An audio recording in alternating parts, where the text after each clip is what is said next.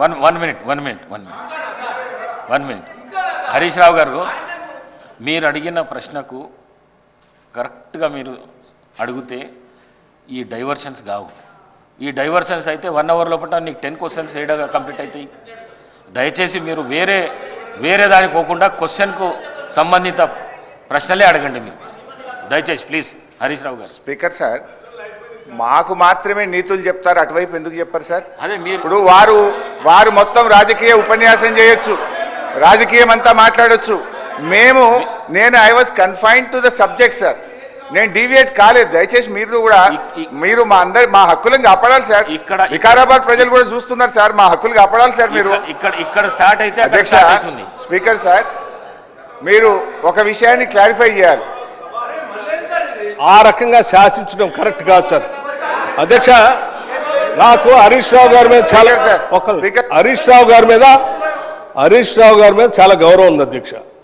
వారు సీనియర్ సభ్యులు, గతంలో 10 ఏళ్ళు ఉన్నారు, అంతకుముందు కూడా ఉమ్మడి రాష్ట్రంలో ఉన్నారు, ఇప్పుడు కూడా ఉన్నారు అధ్యక్ష. వారు మాట్లాడితే పదే అసలు సభాపతి అన్నా సభా స్థానం అన్నా గౌరవం లేకుండా వాళ్ళు మాట్లాడుతుంటే ఎట్లా అధ్యక్ష?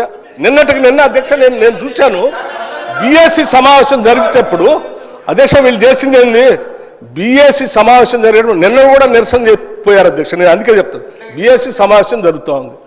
10 ఏళ్ళు బీఎస్సీలో ఏం చేసావు అధ్యక్ష?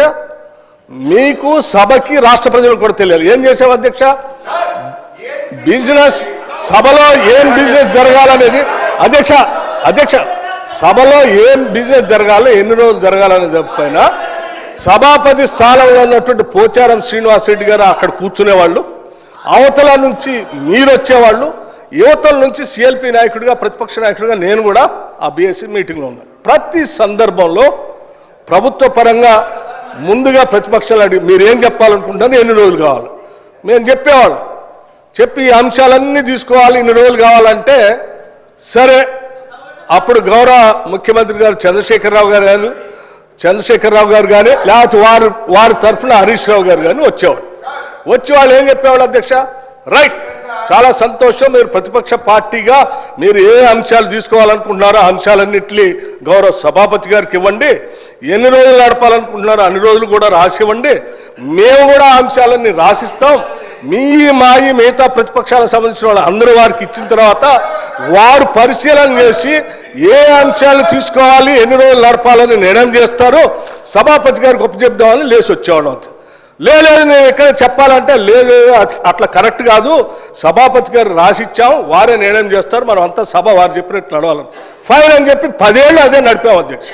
కానీ నిన్న మాత్రం ప్రసాద్ కుమార్ గారు సభాపతి స్థానంలో ఉంది, మేము కూడా అదే ప్రొసీజర్ని ఫాలో అవుదాం, మీరు రాసి ఇవ్వండి మేము రాసిస్తామని అంటే లేదు ఇప్పుడు ప్రసాద్ కుమార్ గారు సభాపతి గారు నిర్ణయం చేయడానికి లేదు, మీరు ఇప్పుడే చెప్పాలను. అధ్యక్ష, సభాపతి స్థానం అప్పుడు అదే ఇప్పుడు అదే. అప్పుడు పోచారం శ్రీనివాసరెడ్డి గారు ఉన్నారు, ఇప్పుడు ప్రసాద్ కుమార్ గారు ఉన్నారు. సభాపతి స్థానం ఏం మారలేదు అధ్యక్ష, మనుషులు మాత్రమే మారారు. పోచారం శ్రీనివాసరెడ్డి గారు ఉన్నప్పుడు ఏ నిబంధనలు అయితే పాటిస్తున్నామో ప్రసాద్ కుమార్ గారు ఉన్నప్పుడు కూడా అదే నిబంధనలు పాటించాలి కదా. ఎందుకు మీరు దాన్ని వదిలేసి లేచి బీఎస్సీలో సభాపతిని మొత్తం అందరిని అవమానించేటట్టు కాగితాలు పడేసి బయటకు వెళ్తారు అధ్యక్ష? ఇదేనా సభాపతి స్థానానికి మీరు ఇచ్చే గౌరవం? ఏం ప్రసాద్ కుమార్ గారు స్పీకర్ కాదా? మనం 10 ఏళ్ళు పాటించింది మనం ఎందుకు పాటించట్లే? వీళ్ళు మాట్లాడితే లేచి సభాపతి మీద అటాక్ చేయడం కోసం ప్రయత్నం చేస్తారు, ఇది కరెక్ట్ కాదు అధ్యక్ష. సభాపతి మీరు పదే బతిలాడారు అధ్యక్ష, కూర్చోండి దయచేసి ఆ ప్లే కార్డ్స్ పట్టుకొని రావటం కరెక్ట్ కాదు, అవన్నీ మా మార్షల్స్కి హ్యాండ్ ఓవర్ చేయండి, నా దగ్గర తీసుకొని వస్తారంటే హ్యాండ్ ఓవర్ చేయకపోగా ఆ కాగితాలన్నీ పట్టుకొని ఏడుకు వచ్చేది ఆ సభాపతి స్థానం మీద ఎగరటానికి పోతా ఉన్నారు హరీష్ రావు గారు. ఎక్కడ నియమం అధ్యక్ష? ఇది కరెక్ట్ కాదు అధ్యక్ష. సభాపతి స్థానంలో ఉన్నటువంటి మిమ్మల్ని సభలో ఉన్నటువంటి వాళ్ళందరూ గౌరవించాల్సిందే, సభ నియమాల ప్రకారం నడుచుకోవాల్సిందే. మేము ఈ నిబంధనలకు అతీతంగా మేము రాచరిక వ్యవస్థలో మేము పోతాం, మేము శాసించినట్టే సభ నడవాలంటే కుదరదు అధ్యక్ష, అది కరెక్ట్ కాదు. దీనికి ఒక రూల్స్ బుక్ ఉంది, ఆ బుక్ ప్రకారం నడవాల్సిందే.